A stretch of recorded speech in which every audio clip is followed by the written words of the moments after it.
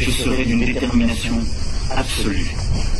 Et je ne céderai rien, ni aux fainéants, ni aux cyniques, ni aux extrêmes. À ceux qui veulent licencier par milliers, la rue répond résistance. La rue répond résistance. La rue répond résistance. Les solidaires, vous êtes chauds ou pas?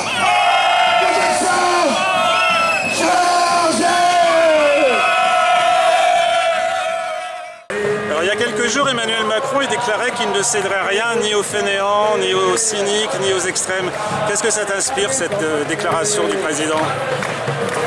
C'est révoltant, bien sûr, parce que bon, voilà, des gens qui défendent à la fois leur emploi, leur salaire, les conditions de travail et tout ce qui arrive à dire, c'est que c'est des fainéants, quoi. Bon, alors, je sais pas, il y avait un slogan tout à l'heure dans la manif, c'était Macron t'es foutu, les fainéants sont dans la rue, voilà, c'est ce que ça inspire dans le premier temps. Après, moi je trouve que ça montre bien ce que sont ces gens là-haut qui vivent voilà, comme des technocrates, des gens en dehors des réalités, qui ignorent ce que c'est que le terrain, ce que c'est que le travail et la capacité de réaction, je crois, du peuple.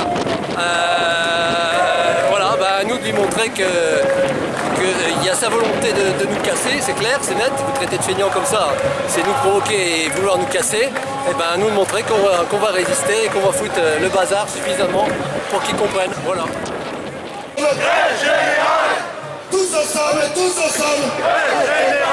c'est pas au patronat de faire la loi, la vraie démocratie est ici. C'est pas au patronat de faire la loi, la vraie démocratie est ici. Stéphane, bonjour. Est-ce que tu pourrais nous présenter en quelques mots les revendications de Solidaire, de l'Union syndicale Solidaire à l'occasion de cette journée de grève et de manifestation? Oui, déjà on est là pour contester cette loi travail 2 ou loi travail XXL comme on l'appelle. Déjà rappeler les mesures qui sont proprement scandaleuses. Parmi celles-ci, il y a déjà l'extension en fait aux entreprises des négociations d'un certain nombre de conditions de travail des salariés. Auparavant c'était la branche, maintenant c'est le temps de travail, c'est les primes, c'est les horaires et toute une série de choses qui font que le rapport de force va peser en fonction du patron et pas des salariés qui seront plus aidés non plus par les syndicats dans les entreprises. Il y a aussi, ce qui est scandaleux, c'est que désormais les employés les salariés vont être jetables, c'est-à-dire que la législation qui encadre les licenciements elle est largement assouplie. Les recours maintenant ce sera 1 an et plus de 3 ans. Ensuite les licenciements pour faute seront plafonnés au niveau des indemnités que pourraient avoir les salariés au niveau des prud'hommes.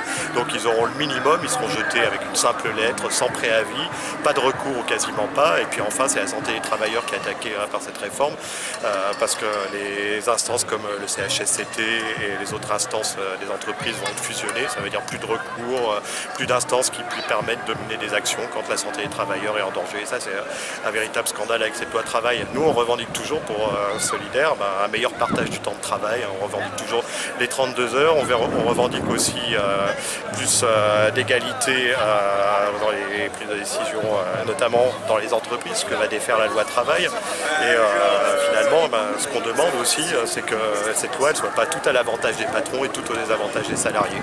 Et c'est ce qui va arriver. Donc si on ne se mobilise pas dans les semaines qui viennent, s'il n'y a pas une montée en puissance par rapport à cette journée du 12, il faudra s'inquiéter.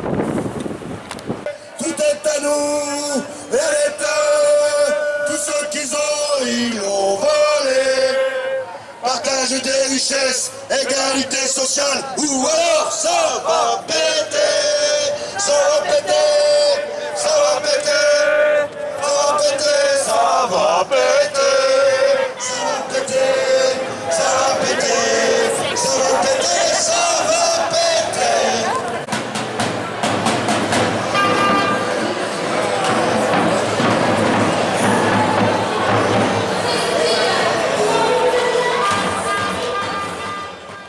Alors nous, très clairement, au niveau de la fonction publique territoriale en particulier, on est vraiment concerné par ce qui se passe. D'abord parce que les ordonnances, les 6 ordonnances qui touchent au code du travail auront des répercussions sur les conditions de vie et les conditions d'existence et les conditions de travail de l'ensemble des agents publics. Et d'autre part parce que on est face à un train de mesures qui regroupe notamment, pour ce qui nous concerne, l'annonce faite encore cet été par Macron à la conférence des territoires, la baisse des dotations de l'État aux collectivités. Il y a déjà eu 11 milliards d'euros de baisse des dotations ces 5 dernières années. Il a l'intention de remettre ça avec 13 milliards d'euros supplémentaires. Et les conséquences, c'est moins de services publics, c'est le gel des carrières des agents publics, c'est la chasse, notamment pour le conseil départemental du Nord, amplifier la chasse aux bénéficiaires du RSA. Et c'est par exemple un exemple tout concret qui concerne l'éducation, c'est ce qui se passe dans les collèges, dans les 202 collèges du département, puisque les agents techniques dans les 202 collèges du département, c'est des agents qui sont du conseil départemental. Et depuis un an, à cause des baisses de dotation, le président du département supprime des effectifs dans les collèges. Il y a 1500 agents dans les collèges qui s'occupent des cantines et de l'entretien. Il y a 500 emplois aidés qui vont être supprimés dans l'année. Et tous les postes qui sont laissés vacants ne sont pas remplacés par des agents publics. Ils sont remplacés par des agents du privé, par des salariés du privé, des précaires qui vont travailler 3 heures par jour sur un boulot qui est effectué par des agents de 8 à 9 heures par jour. Donc il y a vraiment une baisse de la qualité du service au public, aux gamins pour le coup, là dans les collèges, et plus globalement sur l'ensemble du service public départemental.